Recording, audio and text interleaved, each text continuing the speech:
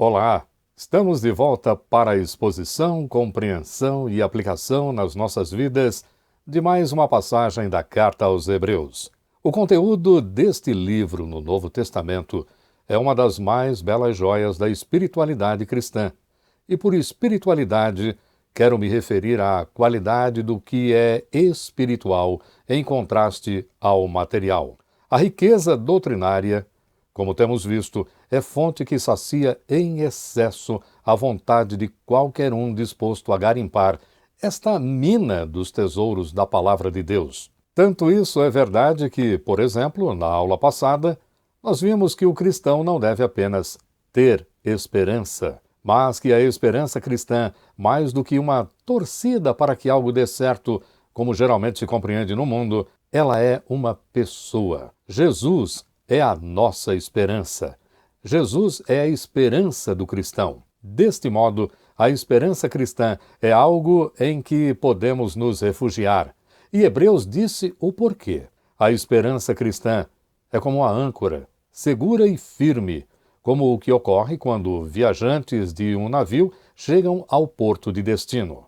Além disso, ele disse que nossa esperança não está em qualquer lugar, esperando ser encontrada, mas no interior do véu, imagem utilizada para dizer exatamente onde habita o próprio Deus. Lá Jesus entrou por causa de nós, agindo como um sacerdote por nós, não por algum tempo, mas para sempre. Jesus é um sacerdote diferente de todos os que já vimos ou estudamos, pois ele é da ordem de Melquisedeque, como vimos em alguns textos antes da aula de hoje. Mas, afinal, o que significa isso? Bom, é o que veremos nesta aula. O nome da lição de hoje bem poderia ser A Mensagem para o Maduro, outro sacerdote como Melquisedeque. Alguns temas não podem ser apresentados sem que os fundamentos sejam colocados diante do público. Isto é assim por causa ou da complexidade do assunto ou da falta de entendimento do auditório. Hebreus, como vimos, disse que o problema estava na falta de conhecimento daqueles a quem ele dirigiu esta palavra. Deste modo, ele precisava apresentar, explicar e aplicar alguns pontos muito importantes antes de entrar no assunto central. Desde o capítulo 5, mais especificamente no versículo 11, o autor vem organizando as ideias e apontando na direção do sacerdócio de Cristo. Podemos dizer que, até agora, o autor de Hebreus apenas preparou os ouvintes e leitores da carta para seu grande argumento. Digo isso porque aqui, nesta aula, neste texto, começa de fato o argumento do autor acerca do sacerdócio de Jesus. Há ainda um ponto importante a frisar. Devemos entender que há vários temas em Hebreus, mas um que se destaca sem dúvida é Jesus é melhor. A partir desta declaração, podemos ver que Jesus é melhor do que os anjos, do que Moisés e assim por diante. Agora veremos que Jesus é melhor do que Arão, ou melhor, do que o sacerdócio levítico.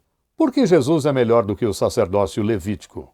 É claro que esta pergunta levanta outras questões. O que é sacerdócio levítico? O que é levítico? Antes de responder àquela e às outras perguntas, precisamos ver outra comparação que o autor faz, desta vez entre Abraão e Melquisedeque.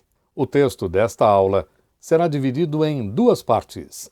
Melquisedeque e o Filho de Deus, versículos de 1 a 3 do capítulo 7, e Melquisedeque, Abraão e Levi, versículos 4 ao 10.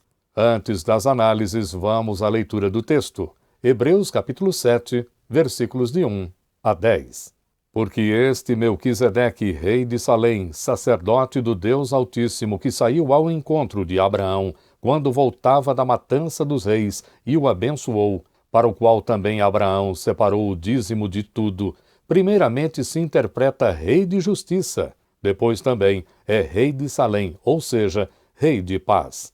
Sem pai, sem mãe, sem genealogia, que não teve princípio de dias nem fim de existência, entretanto feito semelhante ao Filho de Deus, permanece sacerdote perpetuamente.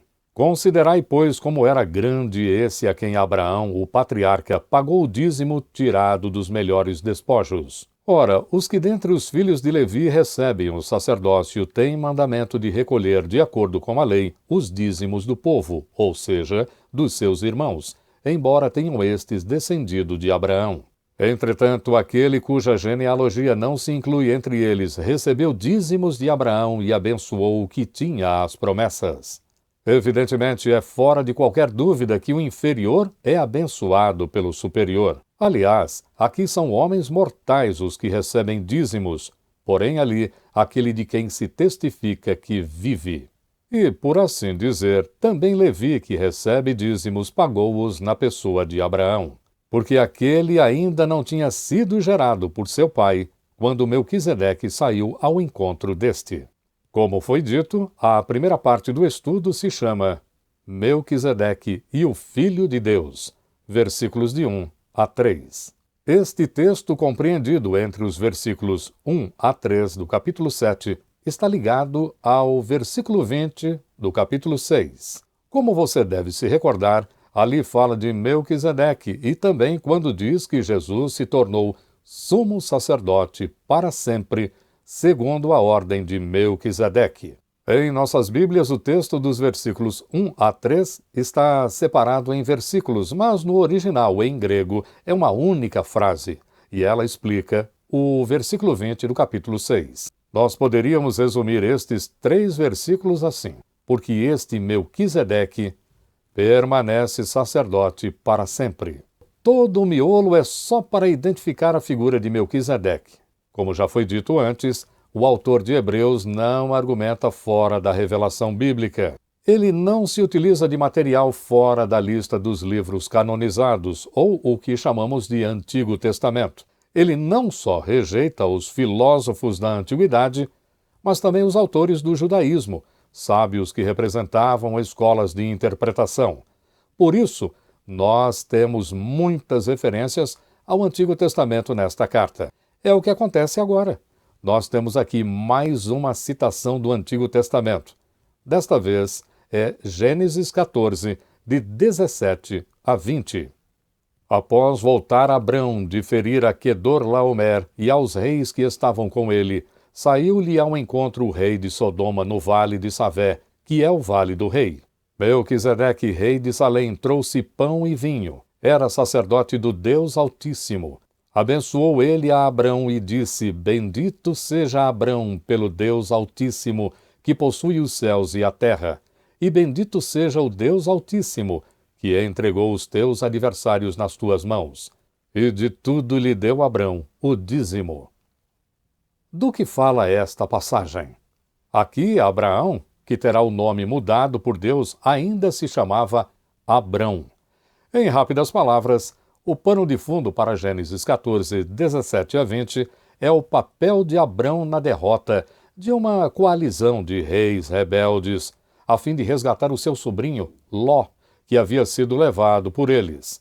Em meio a tudo isso, uma nova voz é ouvida, a de Melquisedeque, rei da cidade de Salém. Possivelmente, mas nós não podemos provar, essa cidade fosse Jerusalém. Jerusalém significa cidade de paz. O significado cristão, na passagem que lemos agora há pouco, do pão e do vinho, é óbvio, mas no contexto do Antigo Testamento, é também um socorro, um alívio para um guerreiro que retorna da batalha. O termo bênção literalmente significa dotar de poder e é usado para o próprio Abraão e também para o louvor do Deus de Abrão. Mas podemos falar mais do que isso. A história mostra 2 lados. Um rei, cujo nome era Melquisedeque, e um conquistador de reis, Abraão. Um que fica parado, Abraão, e outro que vai ao seu encontro, Melquisedeque. Um que abençoa, Melquisedeque, e outro que recebe bênção. Um que fica com a maior parte de tudo, Abraão, e outro com a menor, Melquisedeque. Um que serve, Melquisedeque, e outro que é servido, Abraão. Essa é a história. Do ponto de vista de Gênesis, Abraão e Melquisedeque são dois seres humanos e devem ser vistos em igualdade por causa disso, ainda que as coisas que cada um faz sejam diferentes e tenham reconhecimentos desiguais. Mas, para os propósitos de Hebreus, aqueles personagens são apresentados de modo diferente. Por isso, ele inverte toda essa ênfase inicial. Para nosso autor, o que deve ser enfatizada é a grandiosidade de Melquisedeque, e ele fará isso de dois modos. Primeiro, ele diz quem é Melquisedeque: rei de Salém e sacerdote do Deus Altíssimo, como vimos no versículo 1. Ninguém em Israel foi rei e sacerdote, e quem se atreveu a isso não se deu bem. Por querer fazer as coisas de um sacerdote, por exemplo, Saul perdeu o reino dele. Saul foi o primeiro rei de Israel e perdeu o reino por causa disso, como lemos em 1 Samuel, capítulo 13, versículos 9, 13 e 14.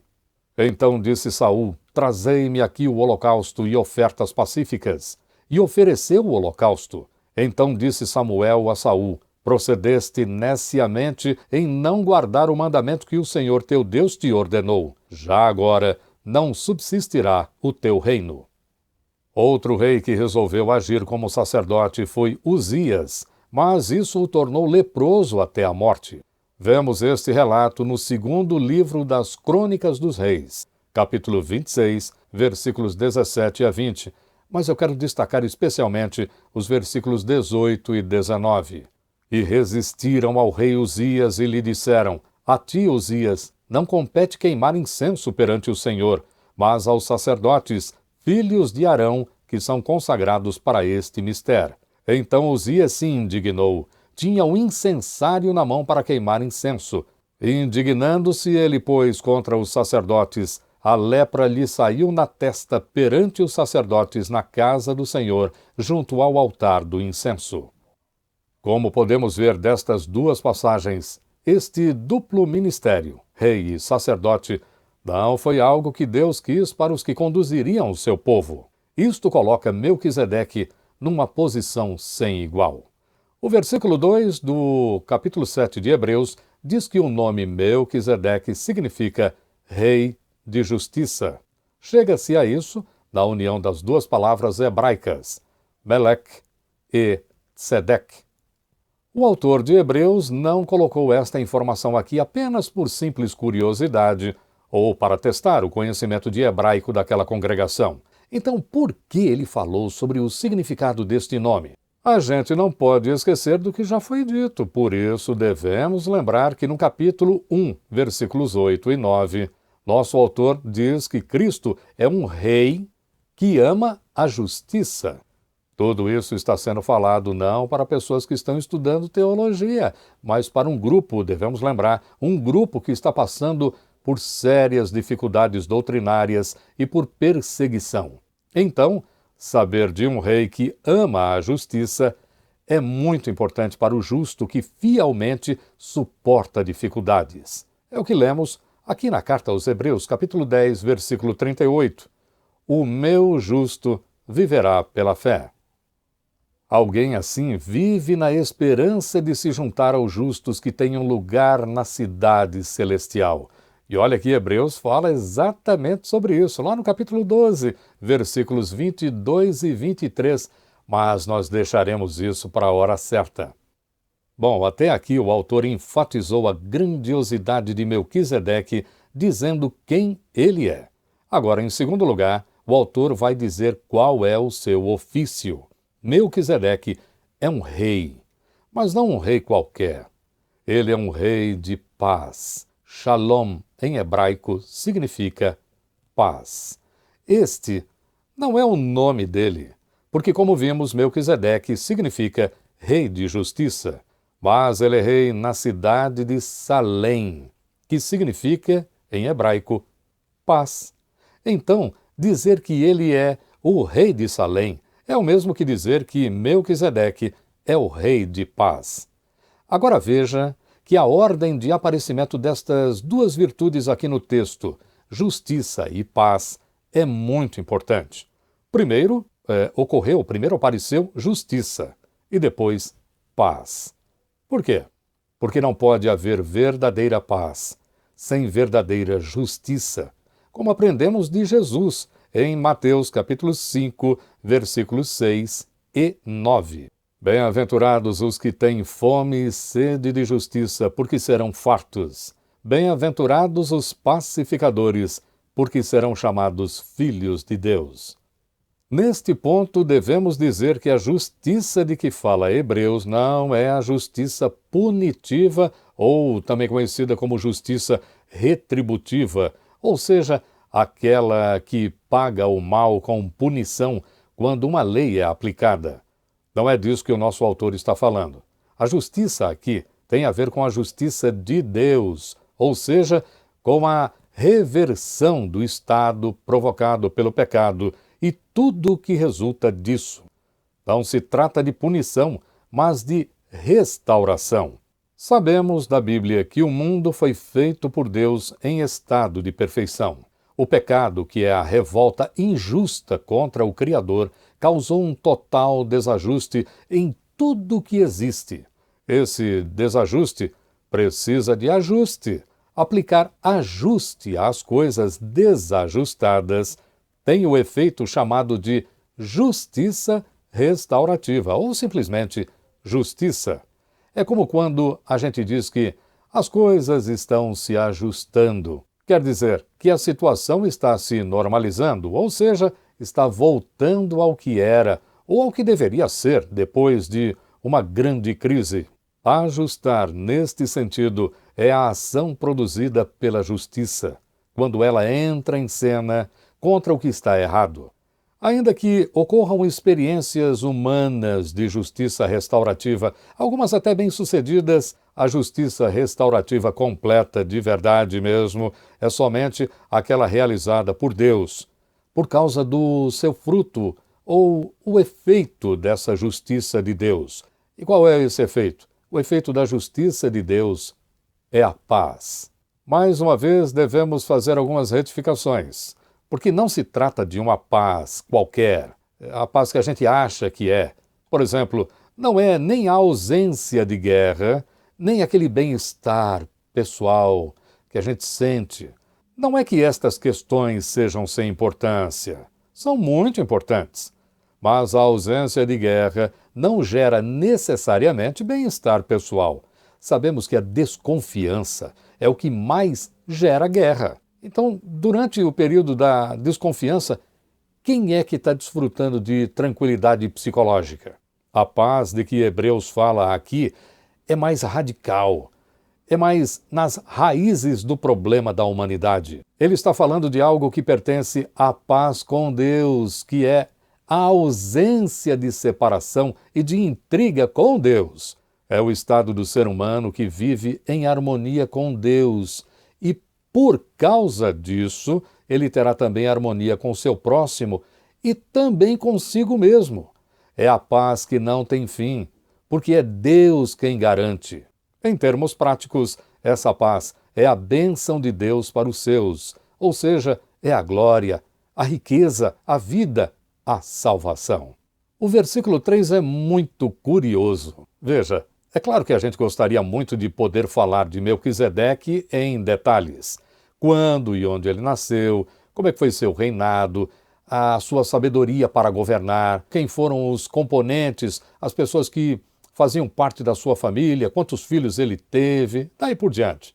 Mas não podemos, porque ele é um verdadeiro mistério. Mas o autor de Hebreus colocou este personagem, do qual se conhece muito pouco, aqui no seu sermão. Se não sabemos quase nada de Melquisedeque, o que se pode falar de alguém assim? Muita coisa. Veja, como não há quase nada escrito sobre Melquisedeque, o autor, é claro, retira seu argumento, não de declarações ou de afirmações, de depoimentos, mas do silêncio. Vamos entender isso. Sempre houve uma grande preocupação na Bíblia com genealogias. Uma genealogia é uma pesquisa que se faz sobre a história de uma família, sobre os seus ancestrais, os descendentes de alguém. Isto era muito importante lá no Israel antigo e mais ainda para os sacerdotes, porque tinham de ser levitas. O que é isso? Levita é o nome dado aos descendentes de Levi. Levi foi o pai de uma das tribos a que pertenciam muitas pessoas. Entre essas pessoas, Moisés e seu irmão Arão. Para ser sacerdote, tinha de ser desta tribo. Vejamos o que diz o livro de Números, capítulo 3, versículo 10. Mas a Arão e a seus filhos ordenarás que se dediquem só ao seu sacerdócio, e o estranho que se aproximar morrerá. Depois do cativeiro na Babilônia, quando Judá estava voltando lá para sua terra natal, nós lemos no livro de Esdras, capítulo 2, versículo 62, o seguinte: Estes procuraram o seu registro nos livros genealógicos, porém o não acharam, pelo que foram tidos por imundos para o sacerdócio. Por esta passagem, vemos aqui mais um texto confirmando que não se poderia ser sacerdote se não fosse alguém da tribo de Levi, e o que provaria isso eram as genealogias. Mas e o Melquisedeque? O versículo 3 de Hebreus capítulo 7 diz que ele não era da ordem aarônica, ou seja, da linhagem sacerdotal de Arão, porque ele era anterior à instituição do sacerdócio levita, ou seja, Melquisedeque era muito mais velho, ele era mais antigo, ele era anterior ao sacerdócio inaugurado pelos levitas. Mas não é só. Hebreus também diz que o início e o fim de seus dias não foram registrados. Nós não sabemos quando nasceu, nem a ocasião da sua morte. É claro que Hebreus não está dizendo que Melquisedeque, o rei da cidade de Salém, era um imortal. Claro que não, ele não está dizendo isso. Para falar do sacerdócio de Jesus, o autor de Hebreus escolheu este personagem do Antigo Testamento como uma figura, uma imagem, porque não há os registros do seu nascimento e morte. Ele só foi escolhido por causa disso. O autor ele vai fazer uma comparação de Melquisedeque com Jesus, só neste ponto. Como não há certidão de nascimento nem de morte de Melquisedeque, pode-se dizer, neste ponto, que ele foi feito semelhante ao Filho de Deus, e dessa forma permanece sacerdote para sempre, como lemos aqui no versículo 3. E agora a segunda parte do nosso estudo, Melquisedeque, Abraão e Levi, versículos de 4 a 10. O que Hebreus faz nesta seção da passagem é engrandecer Melquisedeque, não por causa dele mesmo, mas para mostrar a grandiosidade do Filho de Deus, que Melquisedeque apenas prefigura ou representa. Os versículos de 4 a 6 mostram as diferenças entre o sacerdócio levítico, aquele que existia a partir de Arão, ou seja, daqueles que eram da tribo de Levi, e o sacerdócio de Melquisedeque. O sacerdócio levítico deveria ter descendência de Levi. Além disso, sua autoridade seria baseada na lei, e poderiam coletar dízimos do povo. Mas o sacerdócio de Melquisedeque não tinha descendência. Coletou dízimos de Abraão sem nenhuma ordenança, e ainda abençoou Abraão. O mais importante para um sacerdote não era ser da descendência de Levi, mas ser chamado por Deus. Essa chamada era também conhecida como unção. Era ungido, ou seja, aquele que era chamado por Deus. A unção é a coisa mais importante do que a descendência. É o que nós vemos ali no capítulo 5, versículos 4 a 6 aqui de Hebreus. Confira lá. Os sacerdotes podem se separar do povo por questão de purificação, mas continuam sendo descendentes de Abraão e, portanto, irmãos do povo, porque são filhos de uma das tribos de Israel, que é a tribo de Levi, de acordo com o que lemos aqui no versículo 5. O versículo 6 diz algo muito importante, mas nas entrelinhas. Assim como a falta de uma genealogia em Melquisedeque não o desclassificou para ser sacerdote e fazer coisas de sacerdote, como tomar dízimos, assim também o fato de Jesus não ser levita, quer dizer, não ser da tribo de Levi, não o desqualificaria a servir como sacerdote também. Chegamos aos versículos 7 e 8. Agora temos dois contrastes. Primeiro, entre o menor e o superior, e depois o contraste entre os que morrem e o que vive. Vejamos o primeiro contraste. A superioridade de Melquisedeque sobre Abraão não está no fato de ele ter abençoado Abraão, como pensam alguns estudiosos desta passagem, mas por Melquisedeque receber o dízimo de Abraão. O menor, que entrega o dízimo, é abençoado pelo maior, que recebe o dízimo. E o que sustenta isso? O versículo 8, porque não fala de bênção, e sim de dízimos. O segundo contraste enfatiza que sacerdotes levitas morrem, mas o sacerdócio de Melquisedeque é de um tipo, ou seja, de uma ordem, de uma categoria que vive para sempre. Sacerdotes levitas morrem. Acompanhe isso em Números capítulo 20, versículo 28. Moisés, pois, despiu a Arão de suas vestes e vestiu com elas a Eleazar, seu filho. Morreu Arão ali sobre o cimo do monte, e dali desceram Moisés e Eleazar. O grande Arão, o primeiro sacerdote levita, morreu. Pode parecer apenas mais um detalhe técnico, mas há uma diferença extremamente importante entre imortal e eterno. O imortal tem começo, mas não tem fim, que é o caso do ser humano, segundo a Bíblia.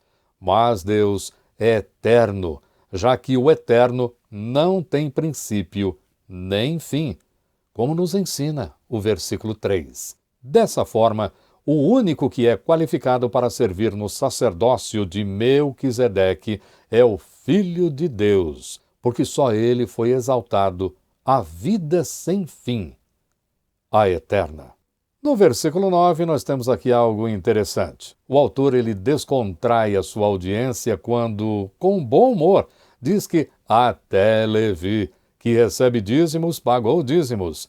Há uma versão diferente da usada nesse estudo e diz no versículo 10 que Levi pagou dízimos a Melquisedeque por meio de Abraão, porque ele ainda estava nos lombos de seu pai. O que tudo isso quer dizer? Será que é possível haver pagamento hereditário de dízimo? Se for possível, então é melhor pagarmos dízimos para que nossos descendentes também sejam abençoados pela mesma bênção que recebemos? Nada disso. Aliás, estas fantasias religiosas, elas devem ser vistas como apenas ilusões, se não por pessoas ignorantes, ou então por aproveitadores em busca dos que não têm fé com substância. Digo tudo isso em relação a não haver nenhum tipo de bênção ali especial por causa da frase por assim dizer, no versículo 9. Ela deixa claro que o que vem a seguir não faz parte do argumento.